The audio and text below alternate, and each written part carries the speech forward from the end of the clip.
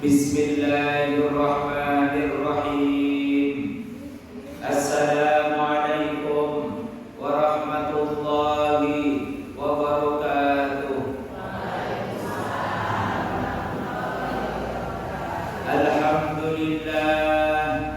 Alhamdulillahilladzi amarna bil ittihad wal i'tisam bihablillahil matin. Nashhadu an la ilaha illallah iyyahu na'budu wa iyyahu nasta'in wa nusalli wa nusallimu ala nabiyyina Muhammadin sallallahu alaihi wasallam al-mab'uts rahmatan lil alamin. Allahumma imanan bika wa tasdiqan bi kitabika wa wafa'an bi ahdika wa ittiba'an li sunnati nabiyyika sallallahu alaihi wasallam. Allahumma inna nas'aluka 'ilman nafi'an wa rizqan wasi'an wa shifaa'an min kulli da'in bi rahmatika ya arhamar rahimin. Allahumma faqihna fid din wa 'allimna ta'wil bi rahmatika ya arhamar rahimin. Amin amin ya rabbal alamin. Bapak Ibu yang dimuliakan Allah Subhanahu wa taala, mari kita mulai pengajian kita ini dengan membaca Sayyidul Istighfar. Mudah-mudahan diberikan panjang umur, dimudahkan semua urusan di dunia ini. Kalaupun kita dipanggil ke hadapan Allah, wajibat lahul jannah, wajib hukumnya menjadi ahli surga. Bismillahirrahmanirrahim. Allahumma anta rabbi la ilaha illa anta khalaqtani wa ana abduka wa ana ala ahdika wa wa'dika mastata'tu a'udzu bika min syarri ma sana'tu abu'u laka bi ni'matika alayya wa abu'u bi dzambi faghfirli fa innahu la yaghfiru al-dzunuba illa anta. Amin ya rabbal. Bapak Ibu yang dimuliakan Allah Subhanahu wa taala, salah satu ibadah tertua itu adalah kurban. Waslu alaihim naba'a bani Adam. Ya Muhammad, ceritakanlah peristiwa yang terjadi kepada Nabiullah Adam alaihi salam ketika Allah perintahkan anak keturunan Adam yang bernama Qabil dan Habil untuk berkurban. Maka keduanya berkurban, salah satunya diterima kurbannya dan salah satunya ditolak kurbannya. Jadi dulu Nabi Adam itu hidup di surga. Dan ceritanya begitu. Adam dulu diciptakan sebagai manusia pertama.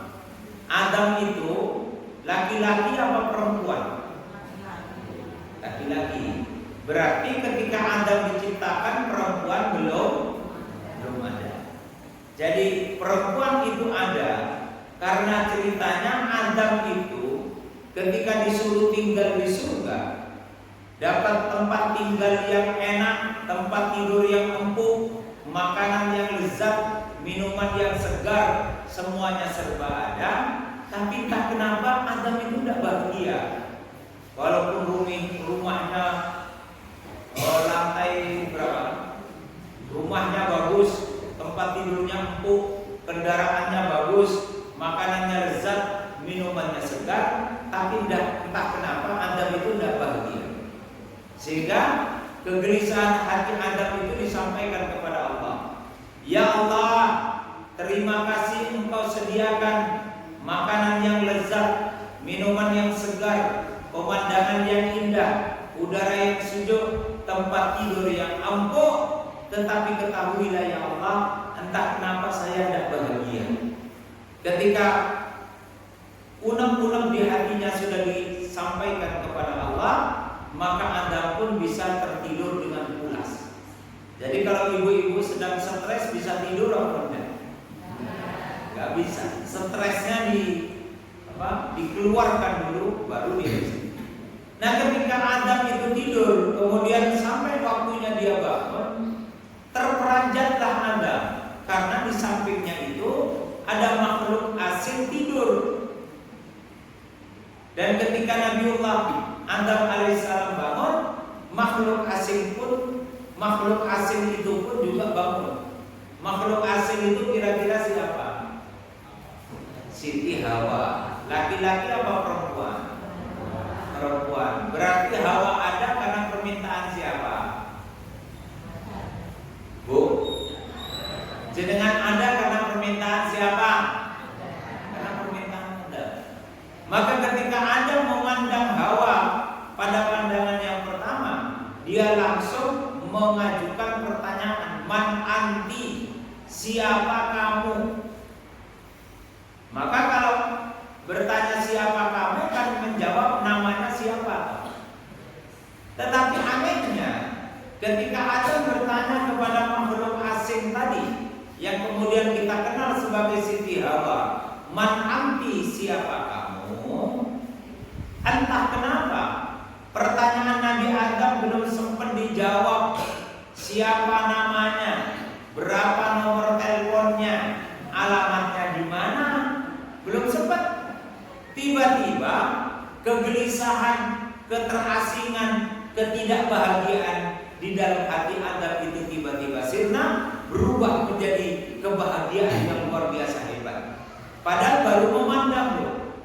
Pertanyaannya belum dijawab. Sehingga dari peristiwa itu menunjukkan bahwa kebahagiaan laki-laki itu ada pada perempuan. Dan sebaliknya, kebahagiaan perempuan itu ada pada laki-laki. Sehingga kalau seorang perempuan dianugerahi oleh Allah seorang suami, itu namanya puncak kebahagiaan di dunia. Sehingga kalau ada ibu-ibu belum menikah, segeralah menikah, karena menikah itu adalah puncak dari kebahagiaan. Ada yang belum menikah di sini? Udah semua? Oh banyak. Ini ibu-ibu udah nikah semua belum? Sudah toh? Alhamdulillah. Besok ibu-ibu kalau masuk surga, suaminya mau diajak gak? Bu, kalau masuk surga, suaminya diajak apa enggak? Apa suaminya diganti dengan suami dari surga? Hah? Ibu-ibu suaminya diajak kalau masuk surga? Kalau diajak, lah kok ini jumlah bapak-bapak hanya 1, 2, 3, 4, 5, 6, 7, 8, 9, 10, 11, 12. Ibu-ibu jumlahnya 75. Apa yang di depan saya ini janda semua? Hah? Jadi kalau ibu-ibu masuk surga pengen ngajak-ngajak suami, ya nih ngaji begini suaminya ya dibawa. Kalau istrinya senang ngaji, suaminya tidak senang ngaji, kira-kira yang masuk surga duluan nanti siapa? Istrinya. Kalau istrinya senang sholat berjamaah, suaminya nggak senang sholat berjamaah, yang masuk surga duluan siapa? Istrinya. Katanya tadi mau bareng-bareng sama suami masuk surga. Apa yang jenengan sengaja suaminya ditinggal di rumah? Hah? Lah kenapa nggak diajak? Maka kalau pengen suami istri bareng-bareng menjadi ahli surga, Allah memberi keterangan di dalam surah Ar-Ra'd ayat 23, Jannatu 'adnin yadkhulunaha wa man salaha min abaihim wa azwajihim wa dzurriyyatihim wal malaikatu yadkhuluna min kulli babin salamun 'alaikum bima sabartum. Besok ada orang masuk surga. Kalau dia masuk surga kata Allah jangan sendirian. Sepi nanti surganya. Maka ibu-ibu kalau masuk surga ajak orang tuanya. Kalau bapak-bapak masuk surga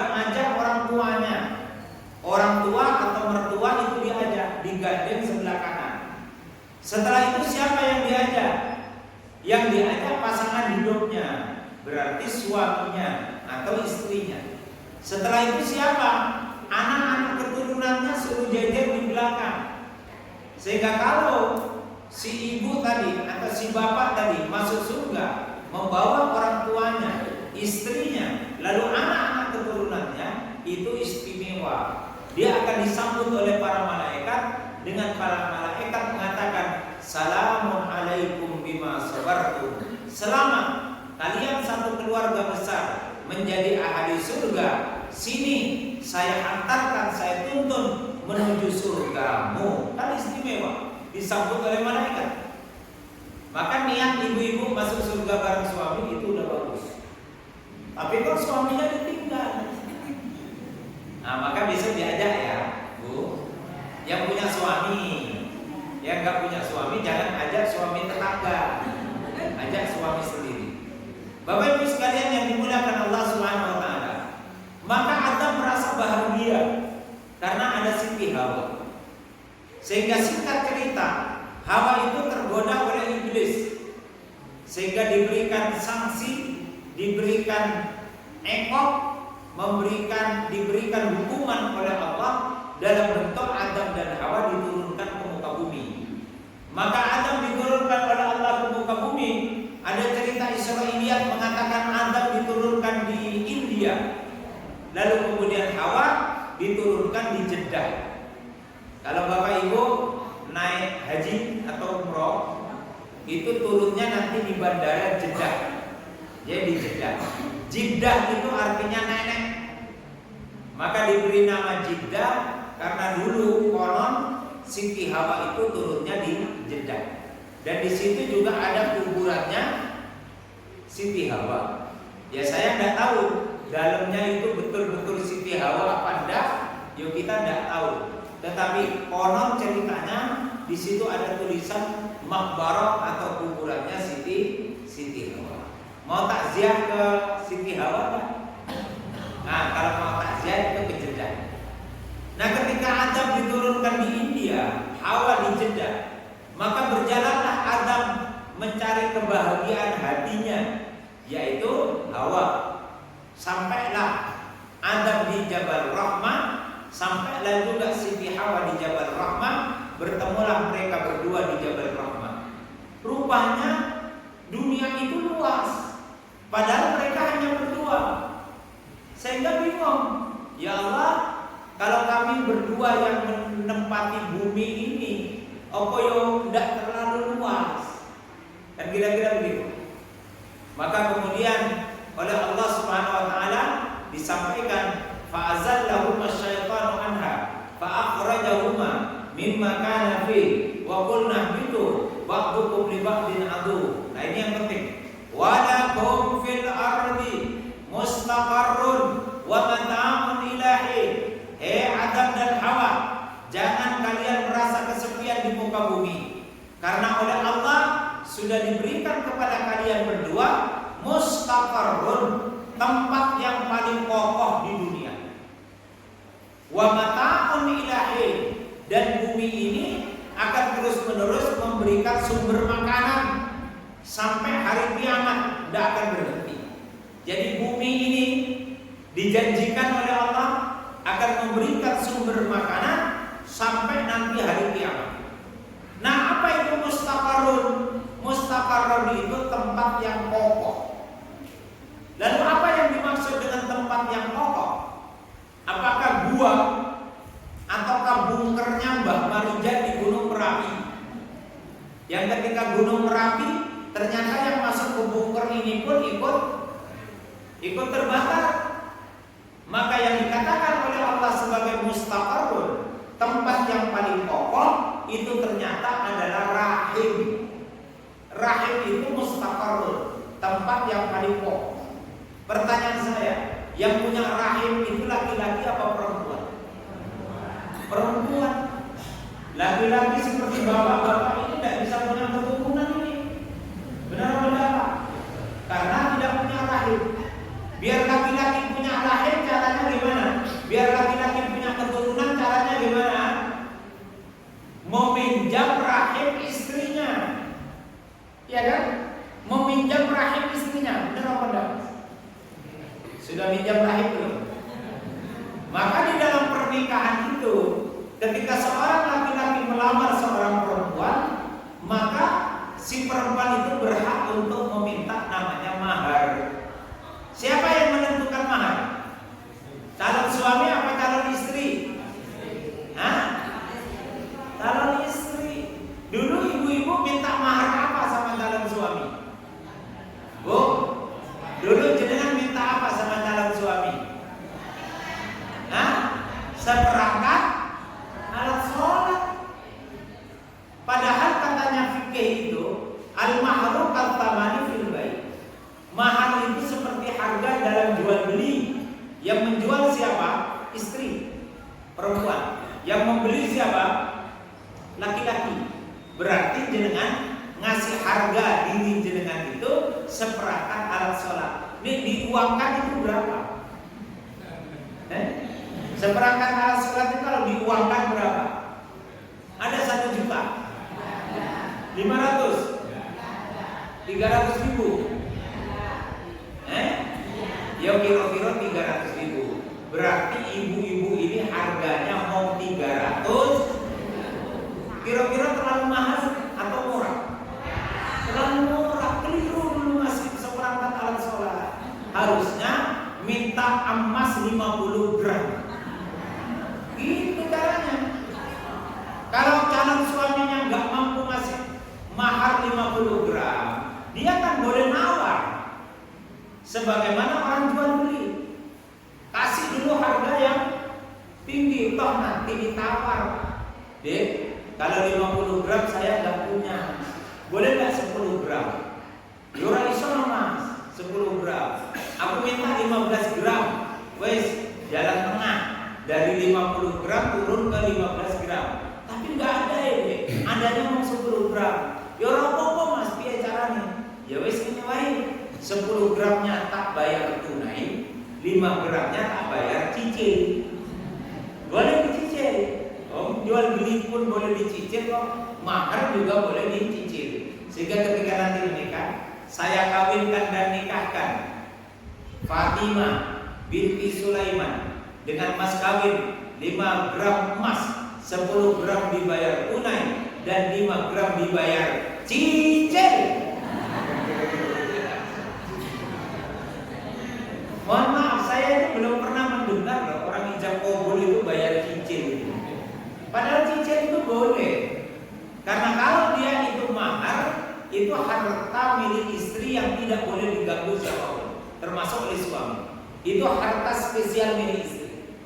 Nah sekarang saya bertanya, seperangkat alat sholatnya sekarang masih ada apa enggak? Masih ada, disimpan. Jangan-jangan sudah tidak ada. Udah minta mahar baru aja sama suaminya. Bapak Ibu sekalian yang dimuliakan Allah Subhanahu wa taala. Maka dari mustaqarrun dari rahim inilah Adam itu kemudian punya keturunan. Dia meminjam rahimnya Siti Hawa untuk hamil melahirkan anak kembar-kembar. Selalu dua-dua. Anak yang pertama namanya Qabil. Saudari kembarnya namanya Iglima. Qabil itu cantik jelita. Qabil itu ganteng. Iglima itu cantik jelita. Saudara kembar yang kedua namanya Habil dan Labudda. Habil itu wajahnya biasa-biasa saja, Labudda itu wajahnya jelek. Sama-sama dari rahim yang sama, rupanya cantiknya berbeda. Benar apa enggak itu? Kan kadang ada loh kakaknya itu kok cantiknya pol-polan cantik, lah kok adek rada gelap, ya tak? Kok beda? Ya mungkin aja beda. Sebagaimana Qabil itu ganteng, Iglima cantik jelita, Habil itu biasa-biasa, Labudda itu mohon maaf rupanya kurang cantik. Maka diberikanlah syariat oleh Allah pernikahan silah antara anak pertama dengan anak yang kedua, karena tidak ada makhluk lain selain anak keturunan Adam, maka diperintahkan oleh Allah agar Qabil menikah dengan Labudda dan Habil menikah dengan Ikrimah. Qabil nggak mau, ya Allah, ya udah pantas no.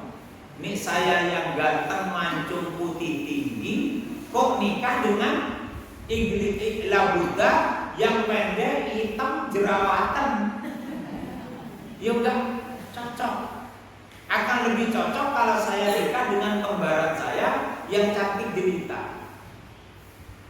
Maka Qabil menolak, sehingga dia mengajukan permintaan kepada ayahandanya agar diizinkan menikah dengan saudari kembarnya, jangan dengan adiknya yang rupanya itu gak cantik. Sehingga karena permintaan itulah Adam kemudian menyampaikan kepada Allah Subhanahu wa taala, maka oleh Allah diperintahkan kedua orang ini untuk berkorban, yaitu Qabil dan Habil, dalam rangka untuk memperjuangkan cinta mereka. Kalau memang tulus Qabil mau menikah dengan Ikrimah, seharusnya dia memberikan kurban yang terbaik. Kalau Habil juga mau mengikuti syariatnya Allah, maka seharusnya dia pun berkorban dengan kurban yang baik. Qabil itu memiliki kebun, maka dipilihlah buah-buah yang sudah sangat tua, yang sebentar lagi dia akan busuk, diberikan sebagai kurbannya Qabil. Sementara Habil, seorang peternak, dia mengambil domba yang bulunya bagus, yang gemuk, yang dagingnya banyak untuk juga dikurbankan. Dan singkat cerita, Allah kemudian mengirimkan cahaya yang begitu terang untuk menyambar domba dari kurbannya Habil. Itu pertanda bahwa kurbannya Habil diterima oleh Allah Subhanahu wa taala. Jadi Bapak Ibu sekalian, dari peristiwa itu menunjukkan bahwa kurban itu adalah wujud dari cinta, mahabbah. Maka dikatakan al-ibadatu, ibadah itu adalah kamalul mahabbati wal khudu'i wal khawfi. Kesempurnaan cinta itu, itulah yang disebut dengan ibadah. Kesempurnaan cinta, kesempurnaan ketawaduan, kesempurnaan rasa takut kepada Allah, itu namanya ibadah. Maka kurban itu adalah wujud dari seorang hamba, dia cinta kepada Allah atau tidak cinta kepada Allah. Sehingga Nabi kemudian bersabda, "Man kana lahu sa'atun wa lam yudhi fala yaqrabanna musallana." Siapa saja di antara umatku yang punya kemampuan untuk berkorban, tapi dia tidak mau berkorban, maka jangan mendekat kepada tempat sholatku, kata Rasulullah Sallallahu Alaihi Wasallam.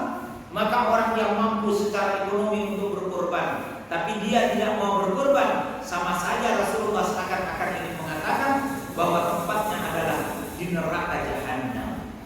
Jadi kurban itu wujud mahabbah, cinta kita kepada Allah. Sehingga kalau orang ingin menguji dia cinta atau tidak, sebesar apa pengorbanan dia kepada Allah Subhanahu wa taala. Ibu-ibu cinta sama suaminya? Bu, suami jenengan cinta sama ibu enggak? Kalau cinta, apa yang sudah dikorbankan suami jenengan untuk istrinya? Nah, kok enggak ada orang jawab? Jadi jangan mau bilang-bilang cinta. Kalau suami jenengan tidak ada pengorbanan, itu namanya bukan cinta. Tidak ada cinta. Cinta itu harus dibuktikan dengan apa? Pengorbanan. Pak, jenengan cinta sama istri apa enggak, Pak? Nah, terus pengorbanan jenengan apa? Untuk istri jenengan. Apa pengorbanannya, Pak? Coba saya tanya, apa ya istrinya udah pernah dibawa ke toko Semar? Pernah enggak, Pak? Ke toko Semar aja enggak pernah dibawa. Bu, pernah diajak oleh suami ke toko Semar apa enggak? Nah, terus apa wujud dari cinta suami jenengan kalau dia enggak mau berkorban? Jadi kalau seorang istri mencintai suaminya, dia mau berkorban. Sama juga sebaliknya, seorang suami cinta kepada istrinya, dia juga mau berkorban. Dia pribadinya demi untuk menemani istrinya, itu namanya pengorbanan. Istrinya meriang, ya wes, aku udah berangkat mancing, aku tak nemeni istriku karena istriku meriang. Dia berkorban. Kira-kira suami jenengan begitu enggak? Kalau istrinya meriang terus dia nggak berangkat mancing, atau tetap berangkat mancing? Jadi ternyata ibu-ibu yang dimuliakan Allah Subhanahu Wa Taala, jadi kurban itu adalah wujud cinta kita kepada Allah. Maka Allah mengatakan, "La yanalullah luhumuha wala dimaquha walakin yanaluhu taqwa minkum." Sekali-kali Allah tidak akan pernah menerima dagingnya, sekali-kali Allah tidak akan menerima darahnya, tetapi yang Allah terima itu adalah ketakwaan seorang hamba kepada Allah Subhanahu wa Ta'ala. Sehingga Nabi mengatakan, kalau berada di 10 hari bulan Rajab, fa'akfir, perbanyaklah at-tahlil, bacaan zikir la ilaha illallah, wa takbir Allahu akbar, wa tahmid alhamdulillah. Perbanyak kita zikir kepada Allah di 10 hari bulan Dzulhijjah. Karena di 10 hari bulan Dzulhijjah nanti tanggal 10-nya kita menyembelih kurban, tanggal 9-nya kita ini puasa Arafah yang insya Allah jatuh pada hari Kamis, dan di sisa waktu yang lainnya sejak tanggal 1 sampai tanggal 10 kita diperintahkan oleh Rasulullah untuk memperbanyak amal saleh dan memperbanyak zikir kepada Allah Subhanahu wa Ta'ala. Nah, Bapak Ibu sekalian yang dimuliakan Allah Subhanahu wa Ta'ala, jadi kalau kita ini punya kelonggaran rezeki, berkurbanlah. Karena Rasulullah menyatakan di dalam sabdanya, Allah akan memberikan balasan atas pengorbanan seorang hamba menyembelih kambing atau menyembelih sapi sebanyak bulu yang ada pada kambing, sebanyak bulu yang ada dalam sapi. Jangan dulu merasa rugi mengeluarkan uang 3 juta, karena Allah akan ganti uang 3 juta itu dengan nilai setara dengan bulu yang ada di sapi tersebut. Kira-kira kalau jenengan berkorban sapi, bulunya itu jumlahnya berapa? Berapa jumlah? Nah, sebanyak itulah Allah akan mengganti rezeki kita. Jadi tidak ada ruginya. Menunjukkan apa? Mahabbah kita, kecintaan kita kepada Allah Subhanahu wa Ta'ala. Faqulu minha wa at'imul qani'al mu'tad. Kalau kalian berkorban, darah dan daging tidak akan sampai kepada Allah, makanlah sebagian dari daging kurban itu. Maka ketika disembelih hewan kurban, dikuliti, diambil sebagian dagingnya, lalu dimintalah ibu-ibu untuk masak. Kira-kira besok masak apa, Bu? Tengkleng, tongseng, sate. Nah, silakan. Nanti setelah itu dimakan bareng-bareng. Wa at'imul qani'al mu'tad, dibagikan juga kepada orang-orang yang mampu, diberikan juga kepada orang-orang fakir dan orang-orang yang miskin. Jadi daging kurban itu dibagikan secara merata kepada semua orang yang ada di kanan, kiri, depan, belakang masjid ini. Berapa sapinya, Pak? Sudah 3 sapi. Cukup apa enggak? Cukup ya? 1 kilo atau 2 kilo? 2 kiloan. 1 kiloan. Setengah kilo ya? 3 sapi itu cukup, masing-masing dapat setengah kilo. Bisa 1 kilo? Oh ya udah, kalau bisa 1 kilo, 1 kilo. Bisa 1,5 kilo. Oh nggak bisa, sudah. Tergantung sapinya, Bu. Kalau sapinya banyak, ya dibagi yang jumlahnya juga banyak, boleh dapat. Tapi kalau sapinya nggak banyak, ya 1 kilo cukup lah. Setengah kilo pun nggak apa-apa. Tapi kalau bisa 1,5 kilo, ibu-ibu senang 1 kilo lupa 1,5. 1,5. Ya nanti kalau sapinya sampai 7, itu nanti biar dibagi 1,5 kilo. Tapi berhubung sapinya 3, cukuplah 1 kilo untuk dibagi semuanya, nanti ditambah tulang. Nah itu silakan dinikmati.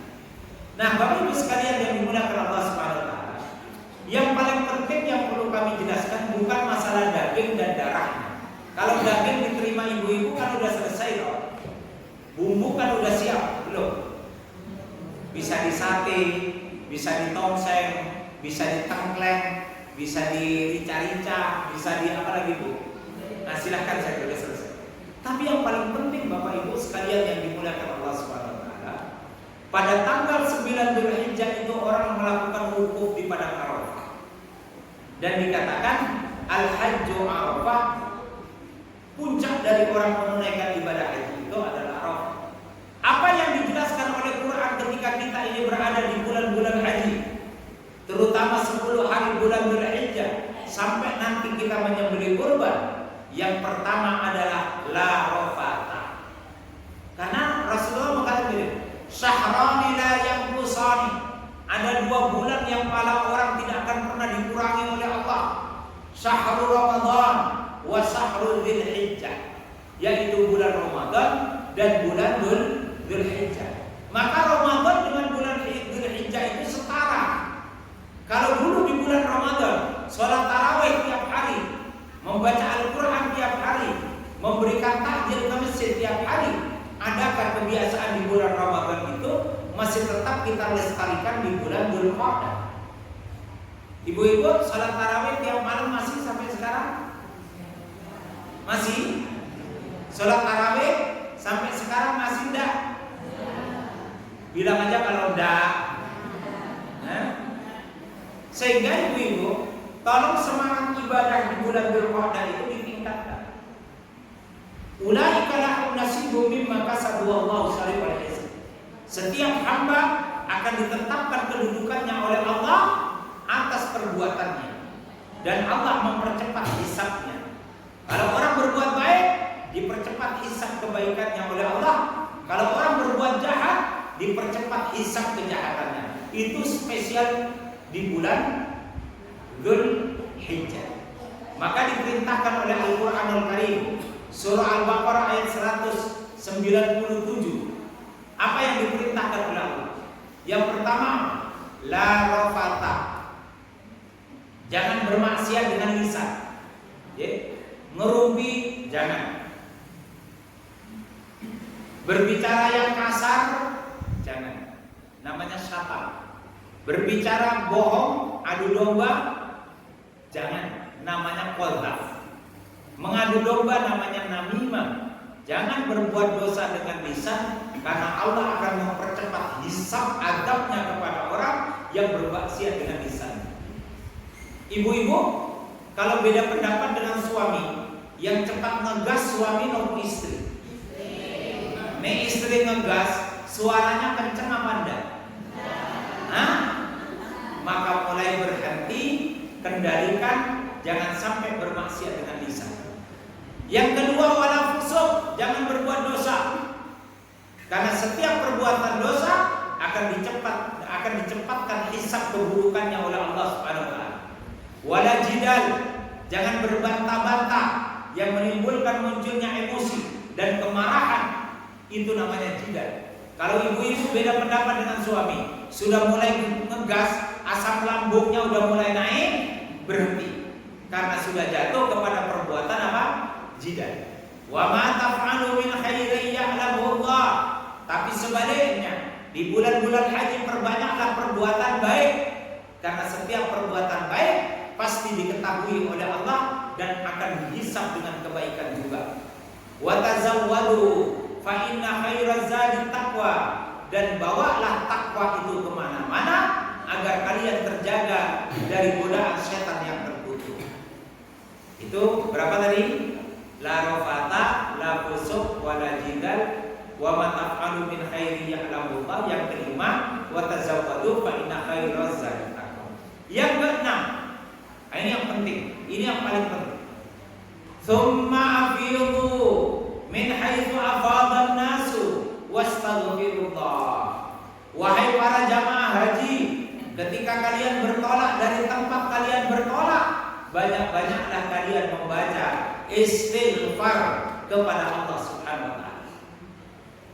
Para jamaah haji bertolak dari hotel menuju wukuf di padang Arafah, istighfar. Bertolak dari padang Arafah menuju Muzdalifah, istighfar. Bertolak dari Muzdalifah menuju Mina, istighfar. Ketika sampai di Mina, mereka melempar jamarat jumrah Aqabah, 7 lemparan. Labbaik Allahumma labbaik, labbaik la syarika laka labbaik, innal hamda wan ni'mata laka wal mulk la syarika lak. Bismillahirrahmanirrahim. Bismillahirrahmanirrahim. 7 kali lemperan. Selesai 7 kali lemperan, mereka kembali lagi ke tenda. Sudah mengucapkan apa? Allahu Akbar, Allahu Akbar, la ilaha illallah, Allahu Akbar, Allahu Akbar, walillahil hamd. Kita di tanah air sudah berduyun-duyun pergi ke tempat kita sholat Idul Adha. Selesai sholat Idul Adha, terus apa? Sembelih. Maka Bapak Ibu sekalian, ketika bertolak dari tempat rumah kita menuju masjid, menuju lapangan, dari lapangan menuju tempat sesembelih, semuanya diperintahkan untuk beristighfar kepada Allah Subhanahu wa taala. Gimana bacanya? Astaghfirullah, astaghfirullah. Bisa tak? Astaghfirullahaladzim, astaghfirullahaladzim, astaghfirullahaladzim, astaghfirullahaladzim, astaghfirullahaladzim, astaghfirullahaladzim. Berapa kali? Maka Rasulullah mengajarkan, wallahi la astaghfirullah wa atubu ilaihi akthar min 70 marrah. Demi Allah, saya beristighfar kepada Allah, bertaubat kepada Allah dalam satu hari lebih dari 70 kali. Di hadis yang kedua, ya ayyuhan nas tubu ilallahi wastaghfiruh fa inni atubu Allah fil yaumi mi'ata marrah. Wahai para manusia, bertaubatlah kalian kepada Allah, beristighfarlah kalian kepada Allah. Sesungguhnya aku seorang nabi dan rasul, beristighfar meminta ampun kepada Allah dalam satu hari itu 100 kali. Berarti nabi istighfar antara berapa? 70 sampai 100 kali. Lalu nabi istighfar meminta ampun kepada Allah, apa karena nabi bermaksiat? Kan tidak, karena nabi itu maksud lisannya terjaga, tangannya terjaga, kakinya terjaga, itu adalah nabi. Tapi kenapa nabi kemudian mengucapkan istighfar 70 sampai 100 kali setiap hari? Karena itu ingin menunjukkan kedekatan Rasulullah kepada Allah Subhanahu wa taala. Jadi kalau ibu-ibu sudah dekat dengan Allah, datang kepada Allah mau minta apa, dimudahkan oleh Allah Subhanahu wa taala. Jadi monggo diamalkan. Sebelum kita bermaksiat, kita sudah minta ampun kepada Allah. Gimana bacanya? Astaghfirullahaladzim, astaghfirullahaladzim, astaghfirullahaladzim, astaghfirullahaladzim, astaghfirullahaladzim. Berapa kali? 70 kali sampai 100. Berarti satu putaran tasbih itu berapa Pak? Satu putaran tasbih 99. Astagfirullahaladzim, astagfirullahaladzim, astagfirullahaladzim, astagfirullahaladzim, astagfirullahaladzim, dan seterusnya. Nah, kalau kita sudah mengamalkan istighfar setiap hari, apa yang kita peroleh? Apa janjinya Allah untuk kita? Bacalah surat Nuh ayat 10, 11, 12. Ada apa? Enggak bawa Quran. Coba surat Nuh. Langsung aja ayat 12-nya. surat Nuh. Ada Pak? Di HP ini jenengan apa? Nuh ayat 12. Ada Pak?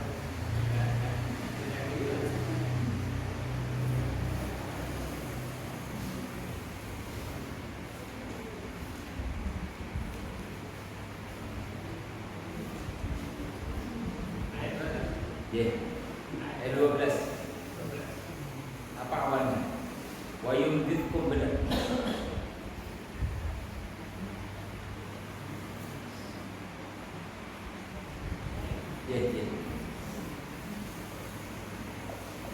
A'udzu billahi minasyaitonir rajim. Wa yumditkum bi amwalin wa banina wa yaj'al lakum jannatin wa yaj'al lakum anhara. Memperbanyak harta dan anak-anakmu serta mengadakan kebun-kebun dan sungai-sungai untukmu. Jadi orang yang istighfar 70 sampai 100 kali, manfaat atau janjinya Allah yang pertama adalah wa yumditkum bi amwalin. Saya akan tambah harta bendamu. Ibu-ibu pengen kaya apa miskin? Pengen kaya apa miskin? Kaya tapi susah, miskin bahagia. Kira-kira milih kaya susah, miskin bahagia? Milih kaya yang bahagia. Maka kalau milih kaya yang bahagia, pancinglah harta kekayaan itu dengan cara apa? Beristighfar kepada Allah SWT. Nabi Muhammad itu kaya apa miskin? Kaya. Wong Nabi umur 25 tahun menikah. Mas kawinnya 27 ekor unta muda. Satu ekor unta muda pada zaman itu sama dengan kendaraan darat yang paling mahal. Sekarang kendaraan darat paling mahal harganya berapa? Berapa Pak? Kalau 1 miliar berarti mas kawinnya Nabi 27 miliar rupiah. Nabi menikah usia 25 tahun. Bapak-bapak yang nikah 25 tahun angkat tangan. Ya? Yang 25 tahun nikah, Mbak, mas kawin ini nopo? Loh, Nabi usia 25 tahun ngasih mas kawin apa? 27 miliar rupiah. Istimewa. Jadi besok ibu-ibu kalau punya anak gadis, ditanya calon suaminya, "Dek, mau minta mahar apa?" "Aku ora mulu-mulu kok Mas, ngikuti sunnah Nabi aja." Stres calon suaminya itu. Bapak Ibu sekalian yang dimuliakan Allah SWT. Jadi kalau ibu-ibu sudah baca istighfar 70 sampai 100 kali, yang buka toko, yang kerja, nanti dimudahkan oleh Allah ditambah rezeki hartanya. Tapi amalkan apa? Istighfar 70 sampai 100 kali. Boleh habis subuh boleh dibaca.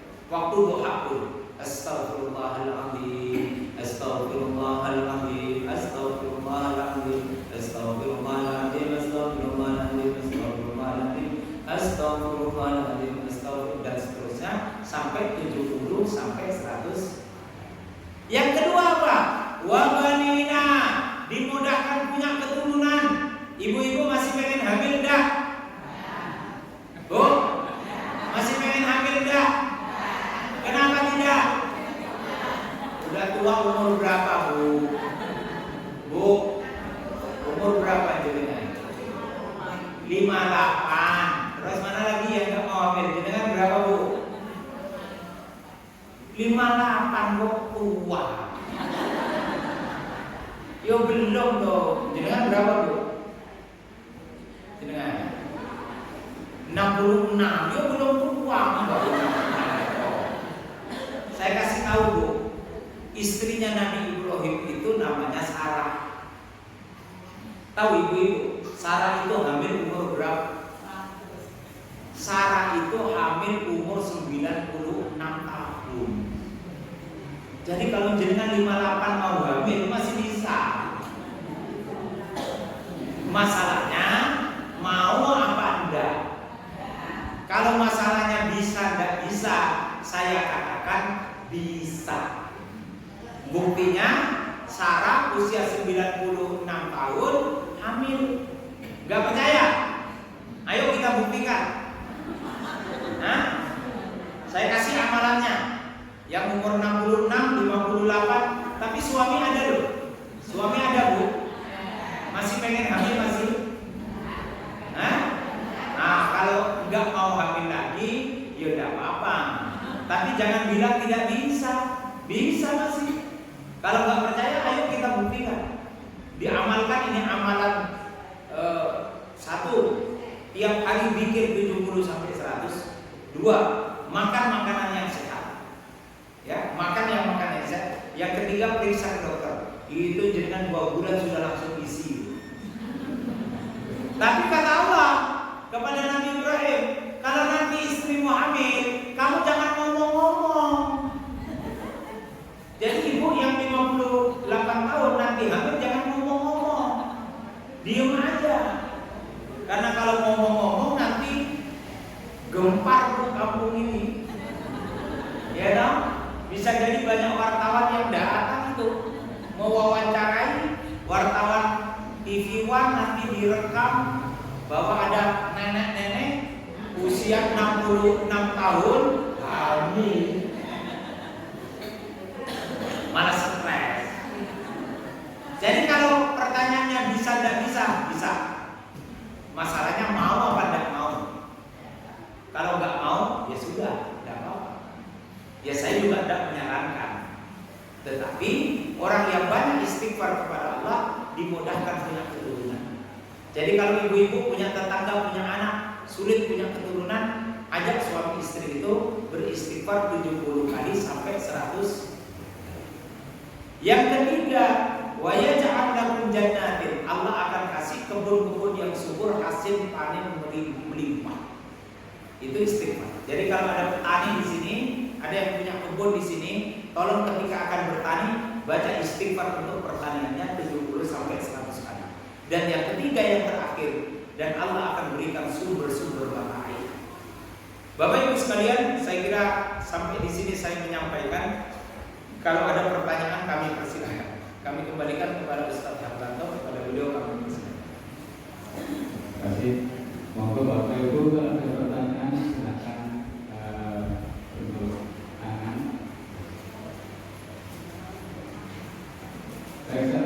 Satu saya, yang tadi deh. Ye. Saya pernah membaca, ya kalau ini bisa saya berikan. Jangan sampai memberatkan mahar.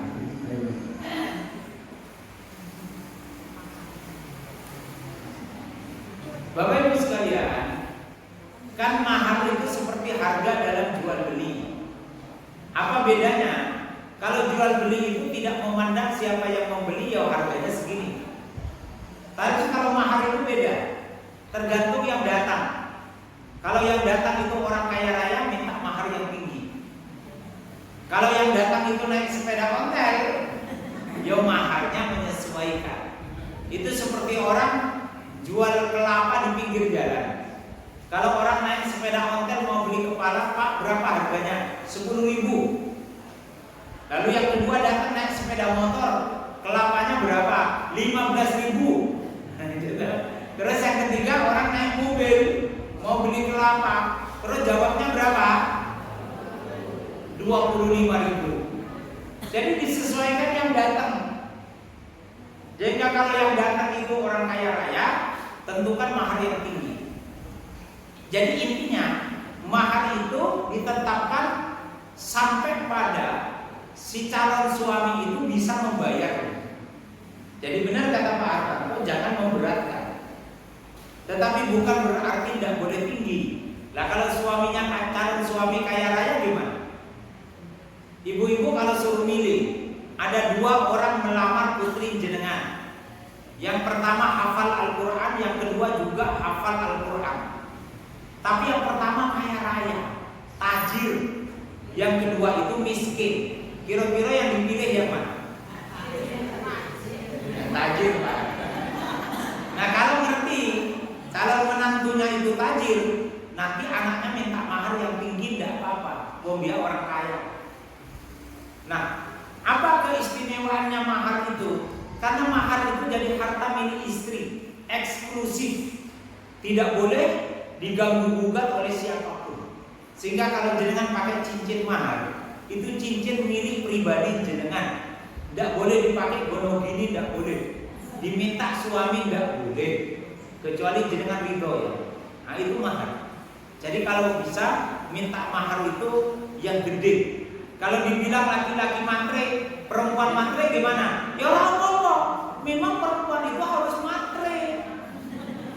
Kalau perempuan tidak matre itu ya nggak pas.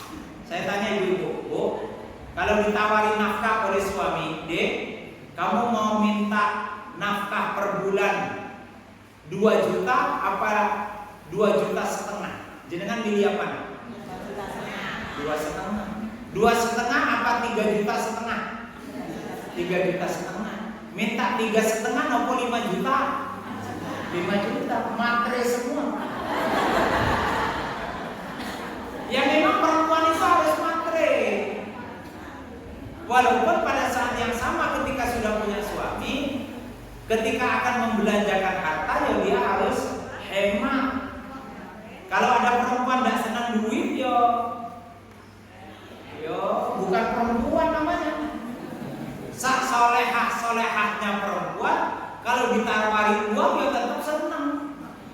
Sak solehahnya perempuan kalau dibawa ke toko semar yo senang.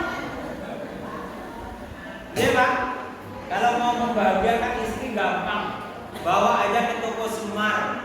Nanti masuk ke dalam dek, silahkan cari cincin, kalung, anting-anting yang kamu suka. Kalau nanti kamu suka, ambil terus bilang sama saya, nanti saya foto.